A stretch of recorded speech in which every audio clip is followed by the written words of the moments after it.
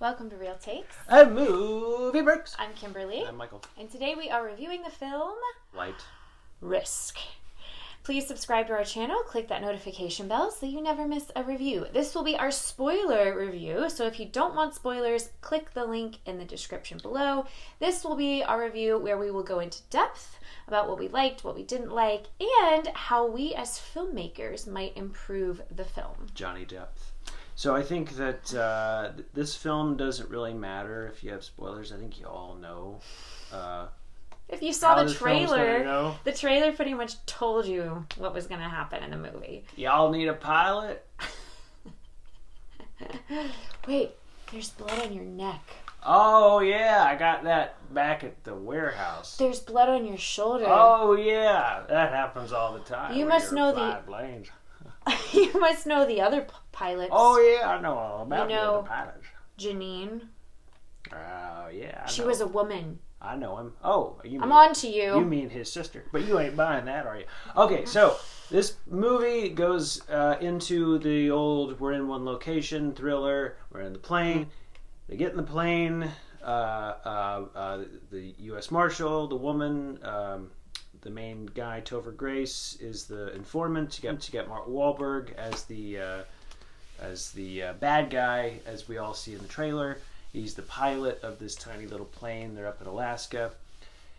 And then they start wrestling with him, trying to fight with him. And they got to somehow land the plane once he's incapacitated. There's a mob boss named Moretti. And Moretti's a mafia guy. I didn't know the mafia was still around in 2025. I thought the mafia was gone. But no, the mafia is still out there in the ether, and they're making crazy deals with the feds, and they have moles inside the department and paying everybody off to kill in the most elaborate way possible. So once Mark Wahlberg gets control of the plane, he decides to not just kill them right away. I'm going to torture you. And we don't know why. We never find out who he is. We never find out anything about him. He's very one-dimensional, like this overwrought villain who just, I'm going to torture you for fun because I'm sadistic and I'm going to make all these vulgar jokes about prison rape and I'm going to... A lot of prison rape jokes. And so that's all you get from him. I had a theory why he was going to torture them instead of just kill them. Yeah. And my theory is that he himself is Moretti. Uh-huh. And he has that whole bit where he's like, guess my name. And she's like, it doesn't matter what your name is. But I was like, maybe that's the thing, is that he's Moretti and he's really upset with this informant and he wants to torture him. But why? Like, just kill, like, if he has a job to do, to go up there and kill him. But then maybe the character that Wahlberg is playing is just so sick, is just so off the deep end sick. He's just a psychopath. That he doesn't like it unless he gets to torture them, because they were like, he cut out the one guy's eyes off camera that we didn't see or whatever. But still, why, if you're a Moretti, would you send such a psychotic? He's the risk. Why would you risk sending a crazy lunatic instead of a more organized way? Like, if you're that powerful, why wouldn't you like do this in a more organized, careful way? This is like we watched From Russia with Love a few weeks ago. This is like in the Bond movie when the villain says, I'm going to place you into an easily escapable situation involving an overly elaborate and exotic death. Yeah. And then I'm going to leave. Lots of convenient plot devices. Yeah. The movie logic made no sense. Like, as soon as they realized that he is not who he says he is, and that he's going to try to kill them, she, instead of killing him, she just like ties him up, right? And she refuses to kill him because she doesn't want to view herself as like a murderer. But at that point, it would be self-defense. Yeah. And then she gets on... I'm not like you. And then she's able to talk to the ground control, who can like talk her through how to fly the plane. So at that point, they don't really need him to stay alive. And part of the writing that I really didn't like was the ground control guy is this like Indian guy. He sounds like an IT guy. He's flirting with her. He's inviting her out to dinner, and a part of me was like, okay, maybe this is just his way of trying to calm her down. But it was so overdone. So silly. Every guy in the movie is into the main girl. Okay, so the structure of the movie is every time Wahlberg gets free, they beat him up and then tie him up again. And then the whole thing is you can't shoot him because maybe the bullet passes through him and goes out the plane. Yeah. Stab him. Kill him. You got him tied up. Just kill him and and just kill him because he's such a threat and you're trying to land the plane. It's self-defense. But because they don't, then he stabs Topher Grace, and Topher Grace should have probably died. In any other situation, he would have bled out and just died. Realistically. Like, they go on forever after he gets stabbed with, I ruined my life. What am I doing here? Why am I up here? And I'm not kidding you. That's how they deliver That's how they deliver the lines. It sounded like ChatGPT wrote it. It does sound like ChatGPT wrote it. The directing, I don't know why they were directed to deliver the lines that way, but there's a moment in the movie where Topher Grace looks at her, and then she goes, and then he goes, "What's he talking about back there about your last job? Why does it matter to him what her last job is?" And then she was like, "The person I was assigned to protect died on the last job." And then he goes, "What?" I'm not kidding you. He goes, "What?" Yeah. That's his delivery. What? Yeah. They're trying to be funny. No. Yes, but I think what happened was Mel Gibson and company, Wahlberg, all of them were like high-fiving, making this movie, and they were like, "Guys, we're making the B movie that we always wanted to make when we were kids. That stupid movie that was at the drive-in theater. We're making that movie, right?" Mm-hmm. The problem is when you make that movie, you can't make that movie intending to kind of be ridiculous to the point that they're being ridiculous. You can't try to do it that way. You have to just genuinely, unironically do a bad movie and do it passionately and do it with the most we're trying to make a good movie. Yeah. Out of this bad movie kind of thing. And then you get the classic, "Oh, that's a great B movie thing," right? You can't go totally ridiculous and hammy and you can't do bad dialogue on purpose. I don't think they did it on purpose. There's no way they didn't do it on purpose. He's got the ramen noodles in the microwave. That part's supposed to be funny, and it blows up, and he's like, "It's just chicken noodle." It's silly. They make him into this they try to make Topher's character quirky and dweeby and almost like comic relief because he's kind of like a nerd or whatever. It just didn't work. We never see anyone who's outside the plane talking to them. There's never a moment where we're seeing her, whoever the hell she's talking to on the radio. We only see the interior of the plane. So you can personally relate to the characters. You can't just hear a voice on the phone and feel much connection there. So there was a distance between those characters and the audience, so the stakes didn't feel very high. I don't know what this movie was trying to say. Towards the end, we get this little monologue from Topher's character saying, "Oh, I could have done anything. I could have taken a noble, respectable job, but I just wanted to be lazy." So I guess maybe the movie's saying, don't be lazy, have integrity, which I can appreciate.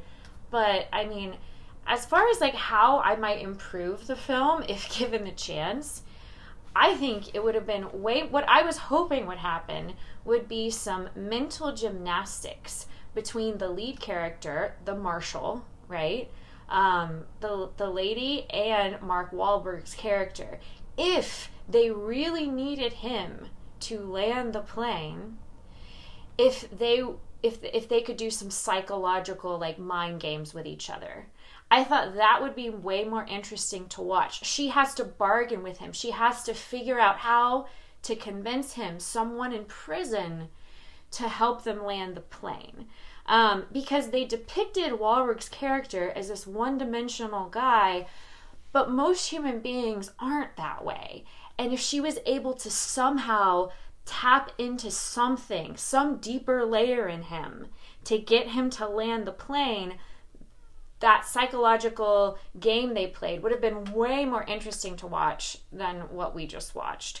Also, the ending was so unsatisfying. Like, first of all, so unrealistic. Like, you wouldn't just be able to open the door of some paramedic car and then there's like this like private room. I mean, it was just so unrealistic, unbelievable. And then you just see her holding him and telling the guy on the phone, it's over. But you don't see them happy. You don't see him reunite with his mother. You want to see more. Like, that's it. It just kind of fizzles out.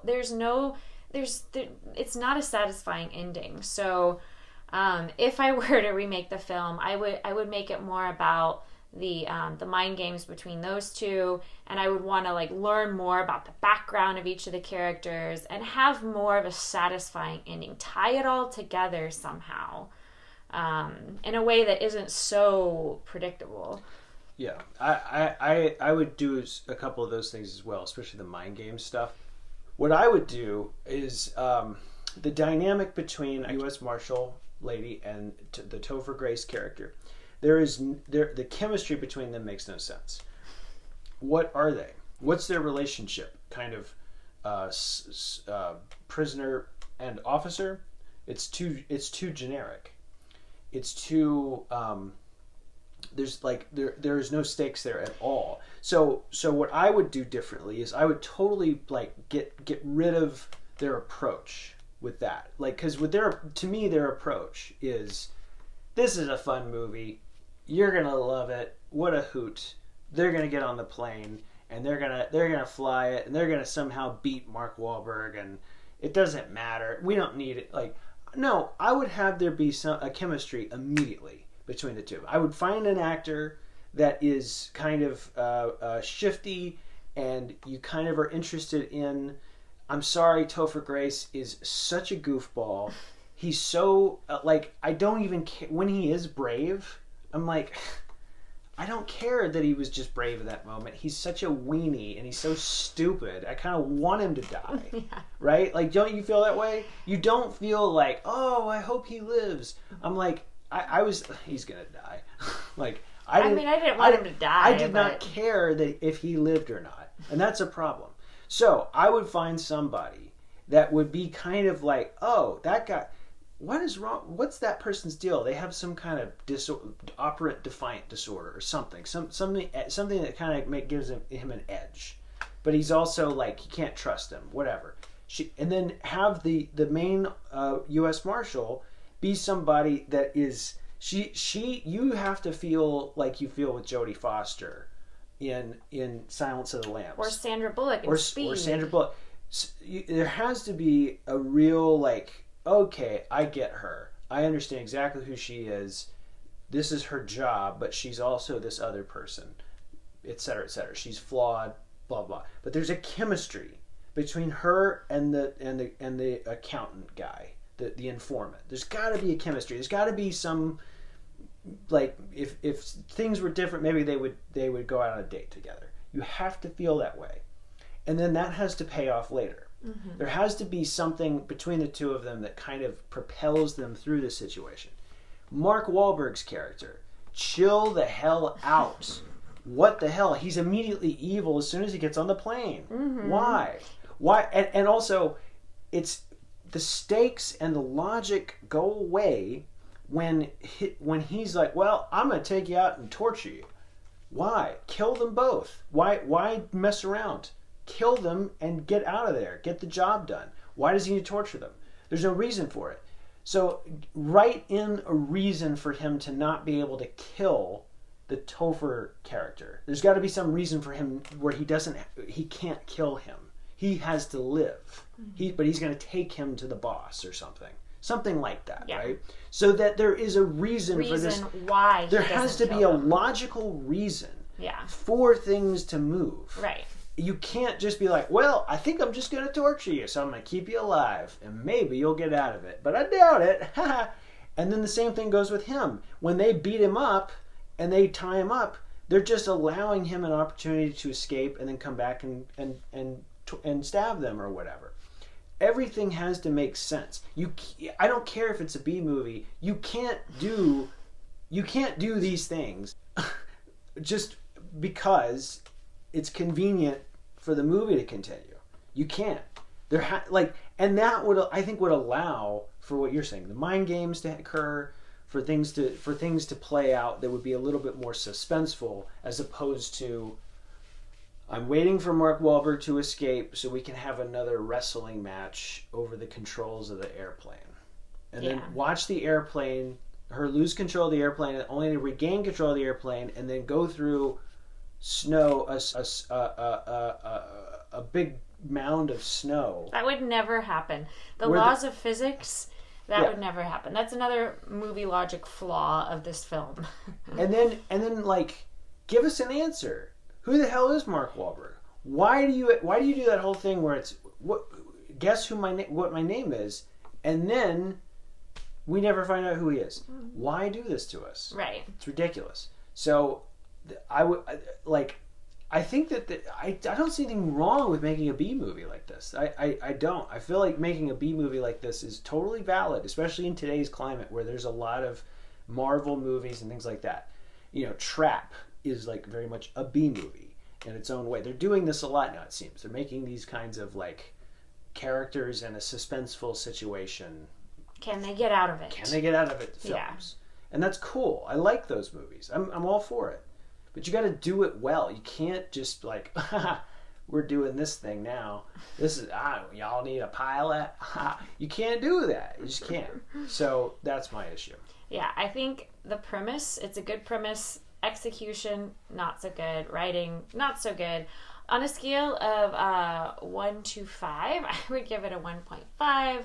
I would not recommend paying money to see this in a theater. I think if you just want to see Mark Wahlberg and see what he looks like without hair and see him overact in probably one of the worst roles I've seen him play, then sure, go see the movie. But otherwise, you might want to save that for another film that's out. Yeah, 2.5 out of 5 for me. It's not the worst movie I've ever seen. There's some fun stuff in it. I mean, this is a story, good premise, but overall, so flawed.